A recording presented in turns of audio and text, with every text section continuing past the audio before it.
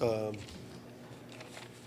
a great night for. I thought it was a great night of basketball. All the saltiness and the whole deal. It was a really physical team, a good team. Jonas is a terrific coach. I mean, he's going to be a star in this business. I've known him for a long time, and it was. Georgia State's, this is their third game in 4 nights, so it was a really commendable effort for them. I thought our guys responded great. I thought our guys, as things got a little more intense, I thought our guys really pulled together, and it's so beautiful to see that as a coach. I was really proud of the guys for that. So take any questions. Yeah, Mark, I'm sure you don't want to see the pushing and shoving and all that, but what does that tell you about your team, the way they kind of responded in the immediate aftermath of that incident? Yeah, so we had 4 kills in the first half, and we had 0 kills up to that point in the second half, and then we had 4 kills after that. I thought our guys did an unbelievable job of, as an athlete, as a performer, is really what you are, right? And the way we play, which is so mentally demanding. You can't get too carried away emotionally. You got to keep taking all the emotion and funneling it back to focus. I thought our guys did a spectacular job of doing that, and at the same time meeting the physicality of the game. I was really proud of our guys, and it felt good. It felt nice. Our guys, when things got salty, our guys leaned into each other. They looked into each other. They were making eye contact with each other. They were talking to each other. They were backing each other up, and that's what you want from a team. And our guys felt it too. They talked about it in the locker room after. Some of the guys made that comment. It's like, man, it felt good to know that like we were all in this together. And so that all those were good signs. I was proud of our guys, and I was proud that they kept it. They kept a lid on it too. Like it never became distracting. It became focusing, and that's the difference between winning and losing. If we can take all the emotion and keep it in a focused place and not a distract place, it's really great. Coach, you've talked about what Kerr does for this team. You said some nights he's going to get 12 assists and 0 turnovers, and you said one night he'll be a night that he gets 20. But tonight it seemed like after that little incident, he kind of really focused in there for a minute and even was getting really excited, trying to get the crowd into it. And then at the end, he was kind of throwing up some shots. But where's the line, and how do you use that energy but then also kind of keep it controlled to where you can funnel it? Yep. Listen, I'm telling you guys, like we talked about this all together probably when Kerr first came here. He's a one of one.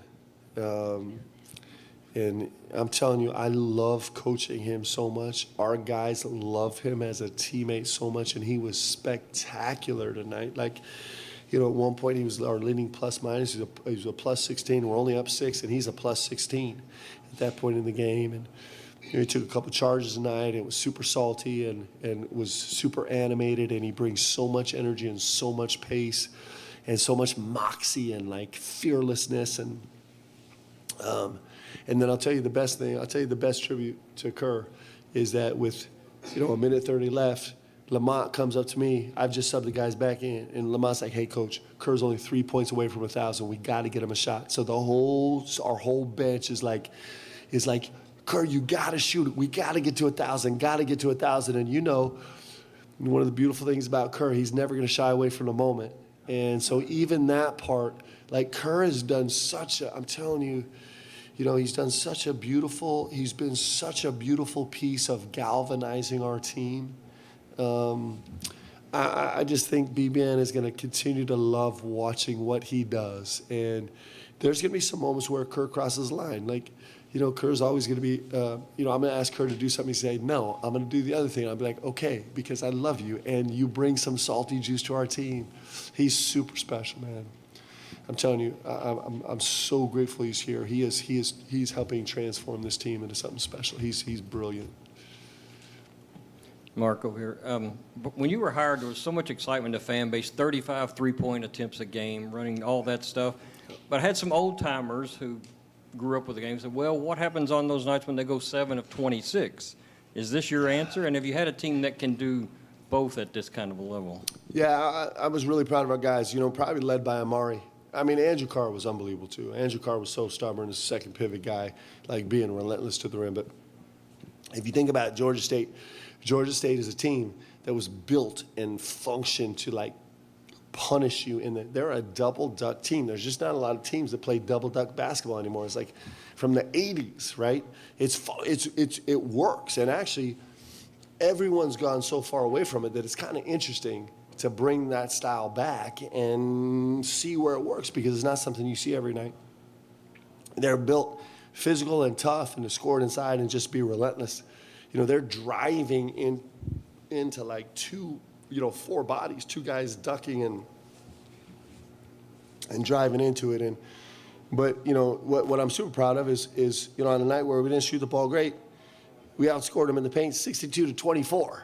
That's super cool, right? And that's a lot of things. One, Lamont Butler was like, my gosh, every time I turn my guys' hips and get to the rim, there is nobody there, right? And that's a tribute to our guys shooting the ball so well and being so dangerous and cutting so hard. And Amari was unbelievable, just taking up space in the middle. And so I love it. I think we won a different way against Western Kentucky.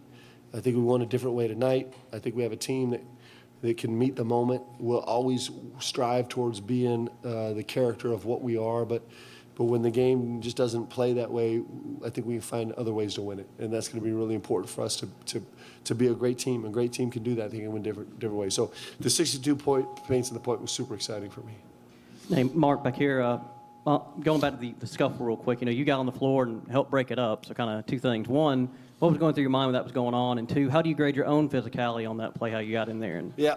Well, I was a little slow. Out there. I was nervous about pulling a hammy, but I'll tell you, if I'm being clear, I probably shouldn't be so transparent. But so I raced out there, and you're always trying to just remove people from the fray.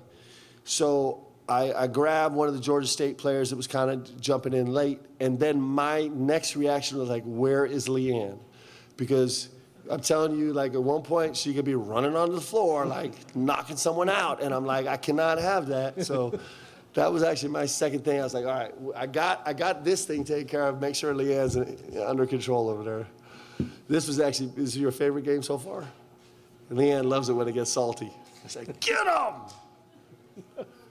All right, I'll stop. Mark, you mentioned Lamont earlier. I think 17 points, 6 assists, 4 rebounds, 3 steals. I mean, can you talk about what he's giving you right now?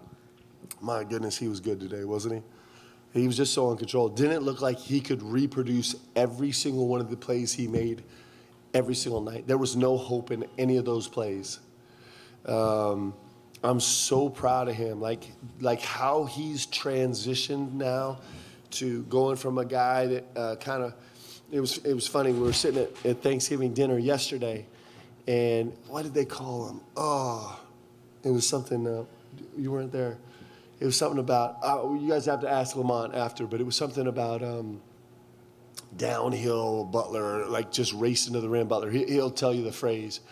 But like the savvy that he's playing with now, his maturity of the game, the fact that he's not blindly racing downhill, but he's a prober now, and he's manipulating all the pieces on the court, is what allows him to be a 7 for 10 guy tonight and probably a 7 for 10 guy the next night and the next night. And I'm telling you, he's growing so fast in his game right now. He's been awesome. He was terrific tonight. I thought he was brilliant on the court. Mark, we kind of think of you as a forward-thinking person. We've got a couple of important games coming up this week. I know it's not even December yet, but how important are those games in terms of preparing for March? Well, we're trying to learn from every game. The 2 games this week, both of them were this week. Is it still this week somewhere? I can't never remember what day it is, but the last 2 games have been great learning games for us, like great. I mean, the data that we're bringing in is so good, and our guys experiencing things together is so good. And so, next week's our first true road game. And really, it's going to be essentially our first 2 true road games against elite level talent.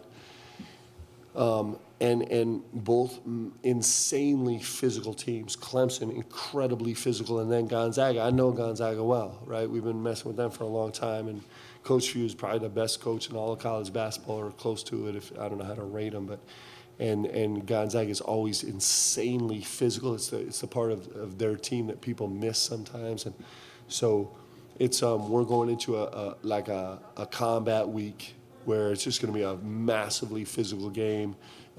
Tuesday, and then whenever Saturday or Friday it is. And we're excited about it because we're going to learn more about our team. And, our job is to go win.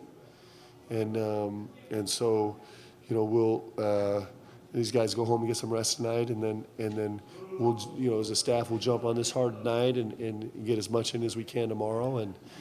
And it's awesome. I mean, this is what you love about college basketball is we're going to turn it around in 72 hours and go again. So big week. Hey, Coach. Your team is very good in transition, going off turnovers. Can you talk about a little bit more what that takes for your team to be able to do that? Yeah, I'm really proud of our transition numbers. I don't know what we were. I don't think our transition percentage was as high as normal, but we're at 20. We have been at 25%, like almost on 1.4 points per possession in transition, which is insanely good. And our guys are capable. We have guys that can. We're not a massive turnover forcing team, steals team, but we have guys that can get live ball steals. Lamont can grab live ball steals. Ote can grab live ball steals, and we have guys that go up and grab a rebound and push. Our 5s and 4s can push and transition, and all those things really help us. It's an important part of who we are. Our pace probably wasn't elite level tonight, but it was still good, and that's a really important part of the game for us. Mark, I know you love playing here, but going back to those 2 games coming up, what kind of bonds can be formed with a team like this, especially, I know you've been together a few months, but new guys, when you go out on the road and when you go into those environments like Clemson, like where you're going to see in Seattle? Yeah, it's good times and hard times. It's all the times that bring teams together. It's where our guys' focus is, right? Like tonight was brilliant because our guys kept leaning into each other. And as long as we do that, wins are going to bring us close together. Tough times are going to bring us close together.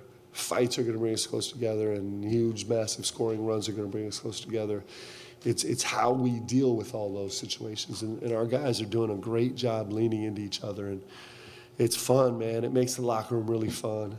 These guys are working hard. We have a bunch of guys that have been sick, some guys that are hurt, a couple guys out, and the guys are still fighting to lean into each other and bring joy for each other, and so it's really every day. It's I talk about it. We just don't have enough time. It's like we want to squeeze as many moments in as we can, where we can lean each other through all the stuff, because that's actually where we get close. I'll leave with a little comment on the referees, okay? Really disturbing. My cufflink broke. I love wearing cufflinks. Makes me feel like nostalgic, New York in the 60s, I don't know. Man, it's got big eyes, what are you talking about? Where is this going? So my cufflink broke. Didn't know it, okay? And referee's running down the court. And he's like, hey, coach, your cufflink broke. It's on the floor. These guys see everything. So kudos to the referees for seeing everything. They got a really, really hard job. They have a really hard job, but they do it well. Thanks, guys.